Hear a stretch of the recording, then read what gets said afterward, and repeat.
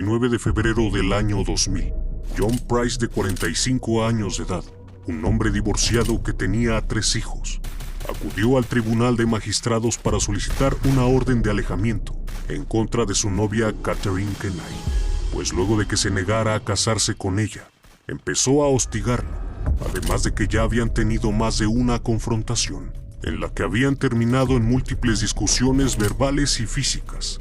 Ese mismo día, John contactó a algunos de sus compañeros de su nuevo trabajo y en broma les advirtió que si no acudía a trabajar, seguramente era porque algo malo le había pasado.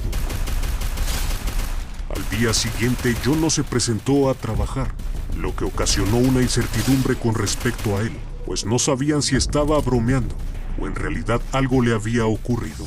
Luego de algunas llamadas por parte de su jefe de trabajo, al no contestarle, decidió enviar a uno de sus empleados para ver si todo estaba bien.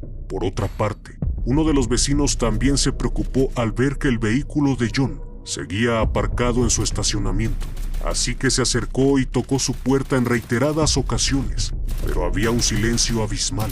El vecino observó a través de una de las ventanas del dormitorio para descartar que se hubiese quedado dormido, pero no se encontraba nadie al interior, o al menos no se lograba observar movimiento, hasta que logró ver algunas manchas hemáticas cerca de la entrada, y sin dudarlo, llamó a la policía. En cuestión de minutos estaban en la propiedad. Eran aproximadamente las 8 de la mañana del día 1 de marzo. Al observar la vivienda no notaron nada extraño.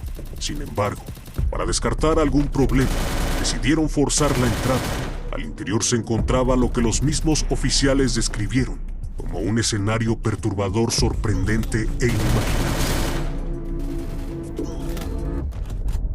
No fue difícil dar con el autor material del hecho, ya que se encontraba al interior de la casa. Efectivamente, John sabía que luego de conocer a Catherine, terminaría en manos de ella si alguien no le detenía. El siguiente caso se centra en Catherine Mary Kenai, quien se convirtió en una de las asesinas más resaltables en la historia de Australia. Nació el 24 de octubre de 1955 en Tenterfield, Australia, hija de Barbara Rogan y su padre Ken Kenai. Anteriormente, Barbara estaba casada con Jack Rogan y vivían en la ciudad de Aberdeen, en Nueva Gales del Sur, donde procrearon 4 hijos. Sin embargo, una relación extramatrimonial con Ken Kenai, quien era amigo de su esposo, obligó al matrimonio a separarse. Bárbara dejó a sus 4 hijos al cuidado de su expareja y se fue a vivir con su amante Ken a la ciudad de Moore, donde formaron una nueva familia, de la cual nació Catherine y su hermana gemela, así como 2 hermanos más. En 1959, Jack Rogan falleció y 2 de sus hijos se fueron a vivir con ella. El ambiente donde crecieron los menores no fue el apropiado, ya que Ken era violento y abusivo, además de que tenía serios problemas con la bebida, lo que llevaban al hombre a abusar en repetidas ocasiones de Bárbara y a golpear a sus hijos sin control. La madre de Catherine a menudo solía hablar con sus hijas de su vida íntima. Los hijos no solo eran testigos de aquellos sucesos, sino que Bárbara les contaba a detalle y de forma explícita todo lo que él le hacía, expresando también su repudio hacia los hombres. Posteriormente, estas conductas fueron desarrolladas por los otros hermanos de Catherine, quienes terminaron abusando de ella en muchas ocasiones. Luego de un tiempo, después de ya no soportarlo, le contó a su madre la situación por la que estaba pasando, pero lejos de comprenderla y apoyarla, le dijo que dejara de quejarse y que aguantara lo que le había tocado. Esta serie de abusos terminó hasta que ella tenía 11 años. Pero dejó una huella imborrable que la llenó de inseguridad y desconfianza, además de una gran inestabilidad en todas las áreas de su vida, creándole una personalidad solitaria y a la vez violenta. En la escuela, Catherine era malhumorada y solía defender a los más vulnerables de otros que pretendían abusar de ellos.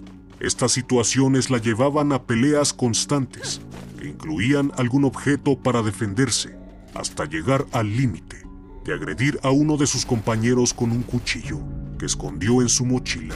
A A pesar de las riñas que tenía, era una chica que tenía buen comportamiento dentro del aula. Sin embargo, era retraída y cuando cumplió 15 años, abandonó la escuela.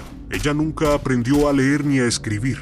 Una vez que dejó de estudiar, consiguió su primer empleo como cortadora en una fábrica de ropa, donde duró cerca de un año. En 1971, consiguió trabajo en el matadero de Aberdeen, donde adquirió destacables habilidades que la llevaron a ascender rápidamente, pues le gustaba trabajar con cuchillos. Era tanto el gusto por su labor que llegó a mencionar que era el trabajo de sus sueños. Tanto así, que colgó su primer juego de cuchillos de carnicero sobre su cama. Y antes de dormir los miraba, y eso le producía una enorme satisfacción. En 1973, las conductas agresivas de Catherine comenzaron a salir a la luz. Ese año conoció a quien sería su primer esposo, llamado David Kelly, de 22 años, que trabajaba para una compañía de ferrocarriles y recientemente había sido despedido debido a sus problemas con la bebida. Esto lo llevó a buscar empleo en el matadero de Aberdeen, donde conoció a Knight, quien estaba por cumplir 18 años. Pasó cerca de un año y luego de conocerse mejor, en 1974 decidieron unir sus vidas en matrimonio. La noche de bodas fue memorable, pues luego de que tuvieron intimidad en 3 ocasiones esa noche, David se quedó dormido y Catherine se enfureció pues consideraba que 3 veces era muy poco. Tras sentir un ataque de ira, se le fue encima a su esposo e intentó estrangularlo. Pero esto solo sería el inicio de una relación tormentosa, pues la pareja protagonizó una serie de hechos violentos que eran cada vez más constantes. La última pelea que tuvieron fue cuando Knight se encontraba casi al final de gestación. La discusión se inició luego de que David llegó más tarde de lo habitual a su casa, pero lejos de preguntarle la razón de su tardanza, esta empezó a quemar la ropa de su marido. Fue a la cocina y con un sartén le propinó un fuerte golpe en la cabeza que le fracturó el cráneo. Al ver a la mujer en un estado tan agresivo, empezó a gritar y a pedir ayuda. Uno de sus vecinos lo escuchó y llamó a la policía, quienes se llevaron a Catherine, pero luego de unas horas fue dejada en libertad, ya que su esposo no quiso interponer una denuncia, debido a que pronto nacería su hija, a quien llamaron Melissa Ann. En mayo de 1976, David decide dejar a Catherine por motivo de su comportamiento. Esto le produjo una terrible frustración y depresión que terminaba desquitando con su hija. Un día, poco tiempo después de la separación, dejó el carrito donde transportaba a su pequeña en las vías del tren, con ella adentro. Afortunadamente la bebé fue rescatada por un hombre que se encontraba buscando comida, luego de que la escuchó llorar y reportó el hecho a la policía. Mientras tanto, ya por la tarde, cuando Catherine regresó a su casa, tomó un hacha del patio trasero de uno de sus vecinos y salió a las calles, amenazando a los transeúntes que se le cruzaran por el camino, incluyendo un anciano, que la reportó con la policía y minutos después fue detenida y llevada al hospital psiquiátrico en Tamworth, en donde fue diagnosticada con depresión postparto y la dieron de alta. Unos días después salió a la calle con su bebé en brazos, además de un cuchillo de carnicero, y amenazó a una mujer para que la llevara en su automóvil a la casa de su esposo David. Al no acceder a su petición, le cortó el rostro en varias ocasiones y la víctima logró escapar a una gasolinera, donde fue auxiliada por el personal, quien llamó a las autoridades, las cuales llegaron de inmediato y vieron a la mujer gritando y agitando un cuchillo en el aire, con su bebé en brazos, quien la miraba horrorizada. Después de unos minutos pusieron a salvo a su hija y fue llevada a un psiquiátrico para recibir tratamiento.